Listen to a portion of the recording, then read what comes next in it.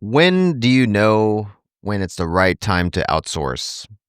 When do you know that you're set up in a way or that you have a mindset that is perfect for outsourcing so that you can grow your business in ways you never thought possible? That's what we're going to be talking about today. But before we get into that, what is up? My name is Dean Soto. I am the president and founder of ProSulum. We are a virtual staffing agency. Have you ever heard of a virtual assistant? Actual human beings, not AI. A virtual assistant is an outsourced employee. And just like any typical employee, you're going to run into quite a number of problems when you're outsourcing.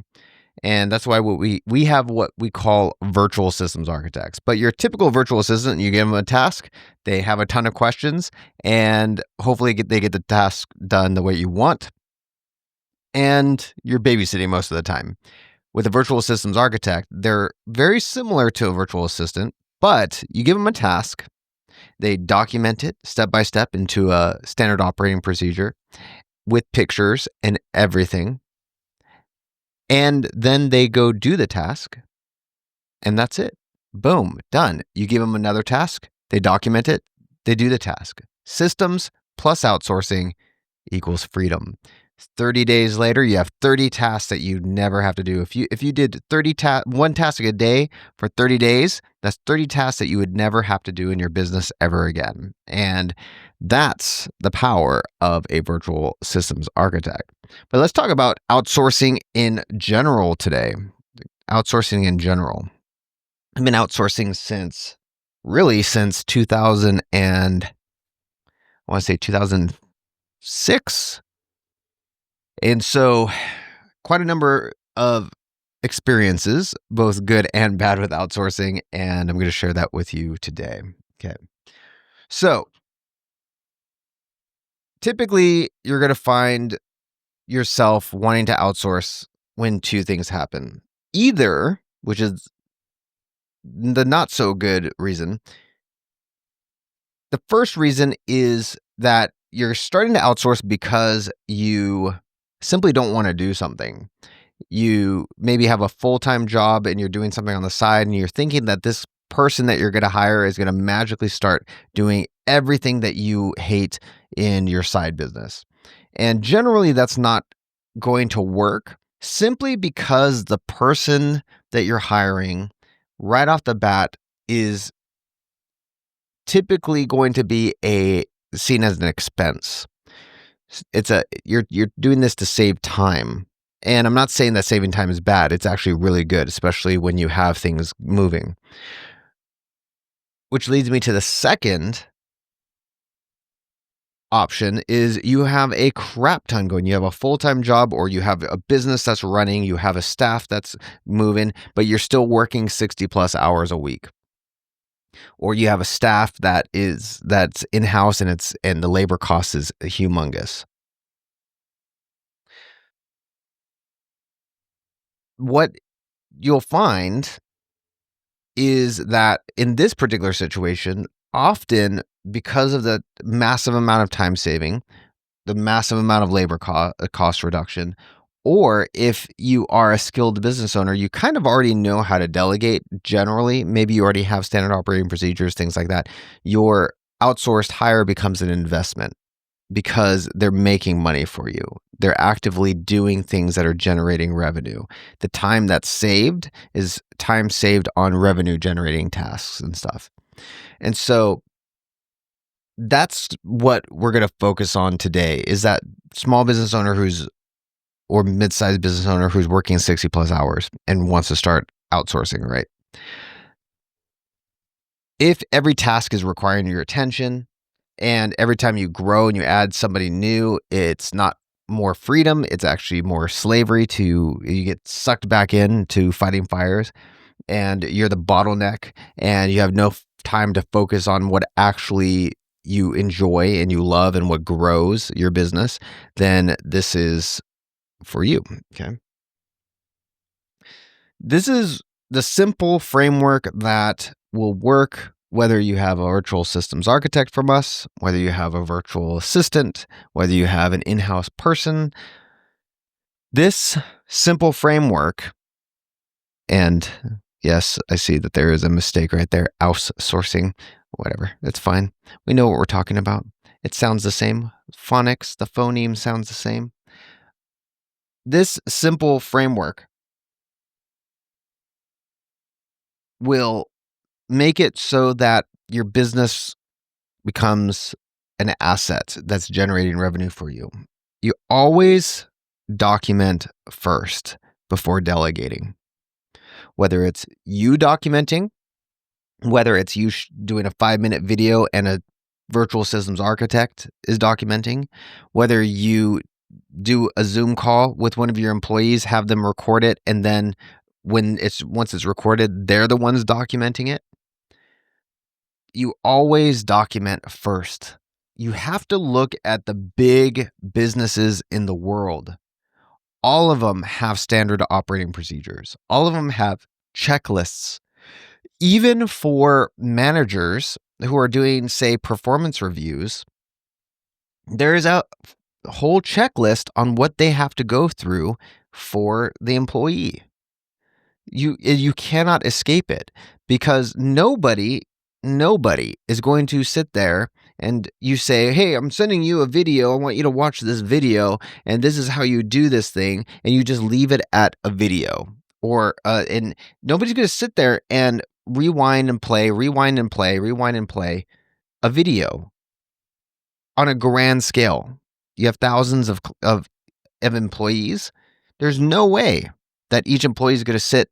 They're going to sit and go, oh, okay, I forgot about that. No, it's not going to happen. McDonald's workers, Taco Bell workers, restaurant franchises are a very good microcosm of this. You don't see them behind the counter. You don't see them making the burgers, making the tacos, making whatever, and they have a little button to play a video. This is how you make your taco. Oh, okay. All right. What did he say there? Let me rewind it. Oh, no. No, there's a checklist on the thing. Cook for 45 seconds on one side, 45 seconds on the other, 3 shakes of the salt. That it's a checklist. Okay? That's why we delegate first, because it's the easiest method. Sorry, that's why we document first before we delegate, because it's the easiest method to scale. So you're going to then, once you realize that, you have to document first, start with one thing. Start small. Start with a task that is simple but brings a good result. It might be something as simple as a level 1 customer service task. Like, you keep on getting sucked into, let's say, how to reset passwords on a software that you've created. And you are doing that. You might spend 5 hours a week doing that, but it's sporadic during the week, and it's cutting you off. Every single time it comes in, it's cutting you off. And you have to rethink. You have this switching cost. So start small. I like to find things that make me money. Something small that makes me money, whether it's maybe it's uploading a podcast or whatever. It's something that's going to eventually make money. Maybe it's somebody doing outreach for podcasts. You're doing it manually right now. Now you have somebody who's actually going out and outreaching for podcasts. So start small, scale, one at a time. And then focus on what only you can do after that. Like, so I would say 98% of the things that you're doing right now, somebody else can do. Then there's that 2% that's strategic, creative, and will drive the growth of your business from a creative standpoint. That's what you want to be able to get focused on. And so delegate everything else. And then build systems that work without you. That's the thing, is you don't want to just document what you're doing. I've had people who they'll document only the things that they do and want to do. Like, they want to do it. And so I'm like, why'd you start there? Why not start with something that you do right now that you don't want to do? And then you start building off of that. And eventually you're going to free up your time to the point where you can start documenting the things that you do now, just in case something happens to you or you go on vacation. Okay. The things that you enjoy doing, don't document right now. Don't document up front. All right. So are you really ready to delegate? Are you ready to document and delegate this stuff? Here's the test. Can you explain the task in 5 minutes or less? Is the task so simple that you're able to do that? Can you hop on a loom? This is why when ProSulum first was created, the reason why we kept it to 5 minutes or less, could you guess why we kept it to 5 minutes or less? It's because the free version of Screencast, it was called Jing at the time, Jing. It was through screencast.com or .net or whatever. And you didn't have Loom back then. You had Jing, and it was free, and it was free to host up to, I think, like a gigabyte or something like that of storage. And so I wanted my guys, my virtual systems architects, to be able to document these tasks, but I had to keep everything under 5 minutes. So as I built my business with 5 minutes or less videos, I thought, you know what, this is actually really good because it constrains what my clients could do. And so then I forced my clients to use Jing, and then they had to do everything in 5 minutes or less. All of my original clients, if you're watching this, and if you think back to before 2020, say 2018, 2019, if you look back, if you remember Jing, it was that yellow thing that was on the top of your screen. You would go like this, and it would pop up, and you could screen record. And you only had 5 minutes, no matter what. Even if there was a paid version of Screencast, you could only do 5 minutes. That's the reason why we had that constraint of you should be able to do this in 5 minutes or less. And the cool thing is, it actually made things work so well because it made you focus on the thing that was the simplest but the most effective, that would take things off your plate, that would make money for you. So can you explain the task in 5 minutes or less? Is there a clear success metric with it? Does it have like a beginning and an end? Even with that, like it could be something like how to create a new ad in Facebook. It has a clear beginning and a clear end. It's just the creating an ad. It's not delivering. It's not testing. It's not deploying. It's not creating an audience or whatever. It's the ad, something like that. Because you have all these little sub processes. You have multiple processes can create a system. Can someone else do it 80% as well as you? Is it repeatable and systematic? Would delegating this free up at least 2 hours of your week? If you answered yes, really to any, like 3 or more of these, but really to any of these, well, I would say, is it repeatable and systematic? That's one. But yeah, I would say about 3 or more of these, it's ready for delegation. Okay. So there are different levels of delegation. Not going to go through them all, but this is based on Michael Hyatt's framework, who was a past client of ours. Level 1 is do it exactly as instructed. And this is for things like payment processors. These are really just no thought, there's no thinking behind it. And it moves from level 1, which is fine, actually, because the thing is with level 1, you can make something that is level 1, do exactly as instructed with no deviation, but you can actually make the process have some amount of thinking to it. So, for example, you would have like more of an if-then logic behind it. So let's say you are going to have your person do outreach for podcast.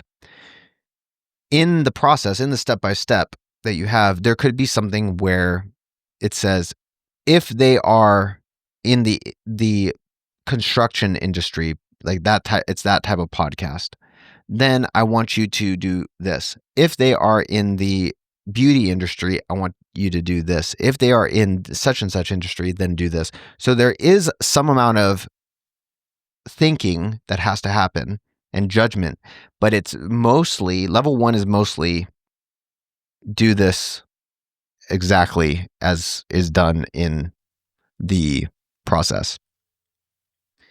All the way to level 5 where it's complete autonomy. But even then, the autonomy needs to be in accordance with the documented process. So there might be a process that I have where I am doing, say, outreach to influencers. And in that outreach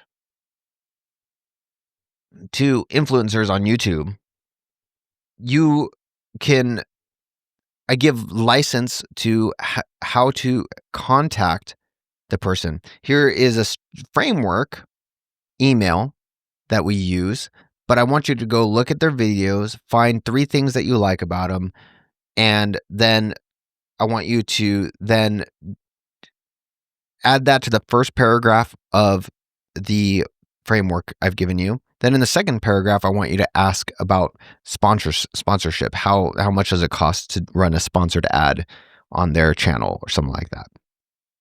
That's this, even with a level 5, you are going to have some kind of guardrails documented.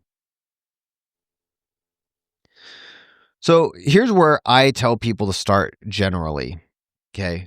Now, if you're a business owner who's already running things, already doing stuff, I might actually have you start on something that's going to make you more, like make you money. However, invoicing and follow up.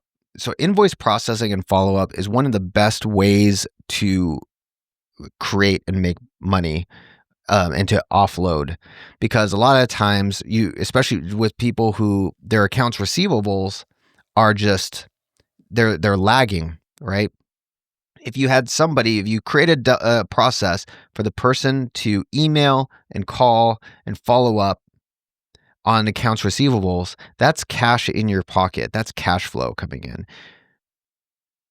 Things like that are super easy to document, very easy to set up frameworks for emails and so on. Very easy to set KPIs, very easy to create a little dashboard of what's outstanding, how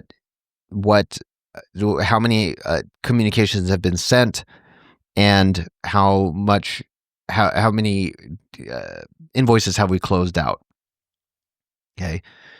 So I would suggest something like that. Email management, filtering. For me, I like the problem with this is a lot of people will just do this to save time. I like doing email management where it's going to make me money. So I want my guys looking at opportunities. Is somebody asking me to be on a podcast? Is somebody asking about my product? Things like that. That's where I want them to be able to get me on the podcast or potentially get a salesperson to follow up with that person, right? But you have other things like calendar, scheduling, coordination. This is great for if you're doing any public speaking. You know, they're the ones setting up your public speaking engagements, things of that nature. Data entry and basic research, and then you have the document formatting and organization, things like that. This actually can be really good. The document formatting and organization can be really, really good if you have a sales team and you want to keep them doing what they need to do. And on sales guys, generally, I wish I had their talent for sales. but they tend to be kind of all over the place naturally because they they're very all over the place, connectors, things like that in general. And so the more that you can kind of keep them on track with what they're doing document wise, keeping on the sales flow going, the better. So you can have somebody kind of like almost like a sales manager or sales associate that's keeping the ball moving, right? So why start here? It's low risk. It's high documentation potential. It's immediate time savings. Um, these are easy buttons that you can start delegating. Okay. But you need to document first. So you have customer support systems. So triage, you have order processing. That one's always good because then you can set up things like upselling, cross-selling, things like that. Follow-up communications, troubleshooting. This is where I do. So I have this back when I was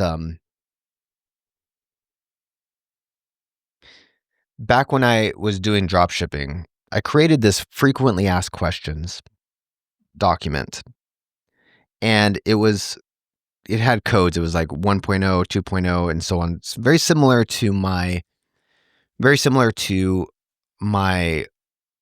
standard operating procedures organization, like the way that I organize things. And whenever a question came up from my staff, one of the rules was that when they ask a question, the answer has to go into the frequently asked questions and then organized in a specific fashion. In the very beginning of dropshipping, I was answering so many questions of my staff. And then it got to the point where I didn't have to answer any questions at all. Like it ran completely without me because that frequently asked questions document was constantly being updated over time and to the point where there was no more questions really to ask. And so you can have templates, you can have frequently asked questions, things like that allow your people to get their information from those things and auto-populate them.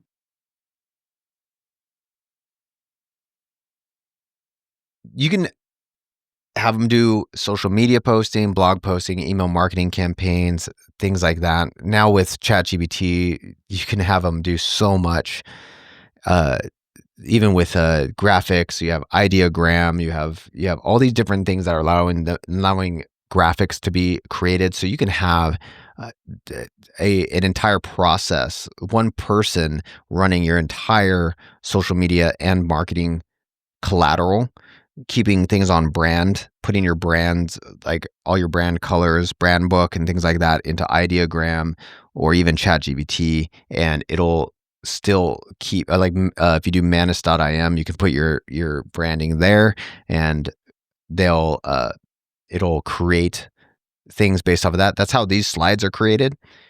I don't create these slides, so even that logo right there, it goes and grabs my logo. It has the brand colors and everything like that.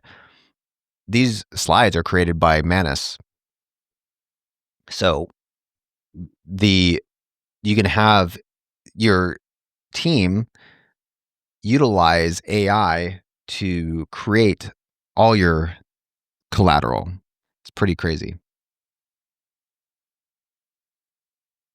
Let me move this real quick over here.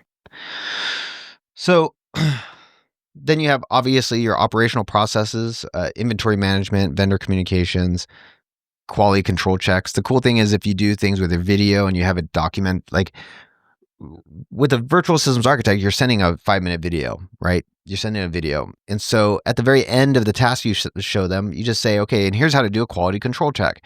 First thing you do is you check this. Now you have your quality control, right? So after this task, I want you to run a quality control check. This is how you do it. Boom. And then it gets documented. And every time that task is run, there's quality control behind it. So you can do things like that. Then process documentation updates. Those are super easy when you're just doing you're sending a video. Like there's so many times when a user interface changes on a piece of software we use. So I have to hop on, or one of my VSAs who knows the stuff very well, he just goes on and says, okay, here's where it's changes, where things have changed, yada, yada. And then he delegates to his sub VSA in my organization, and they document it. So you want to work the system and don't let it work you. Your business is not a collection of people and equipment. It's a collection of systems that people and equipment operate within. Okay. That's the key. Your business is a collection of systems that your people and equipment operate within. When you have everything that's documented in processes and systems, you just tweak the system. Just tweak the system. Okay.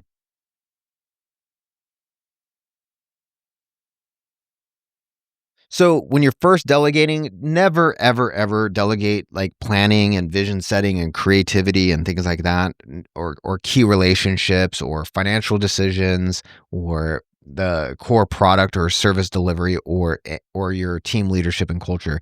These things are what come over time. Once you build the framework of everything else, the framework of this actually starts to happen almost on its own. Okay. You have to build the framework of your entire business first, the administrative, the customer service, the marketing, the sales, all that other stuff. And then you're going to be able to do things like this where you can, like my core team will come up with new product ideas, new service ideas, new ways to market, things like that. But that only happens because they have the free space, and because of the guardrails that were set in the beginning. Okay.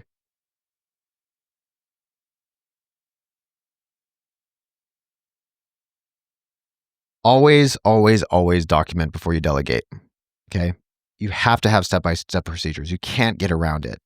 Books like Work the System, go check out workthesystem.com. I believe it's free still. If you go to ProSulum.com/webinar, we have a webinar where we teach this type of stuff free, completely free. For www.prosulum, ProSulum.com/webinar, completely free webinar that shows you how to create things like this and how to understand systems and how to create systems and process documentation and delegate and so on. And then it's from there that everything else spawns, really. Okay. And some of the best practices in your documentation, use screenshots and visuals. You have to show. Okay. It's ginormously important that you show and you don't just tell. And then you test with a fresh set of eyes. Okay. And this is great because really you're giving this to somebody new. If they do it well, you know it worked. If they have questions, you know you need to add some more to your documentation. Okay.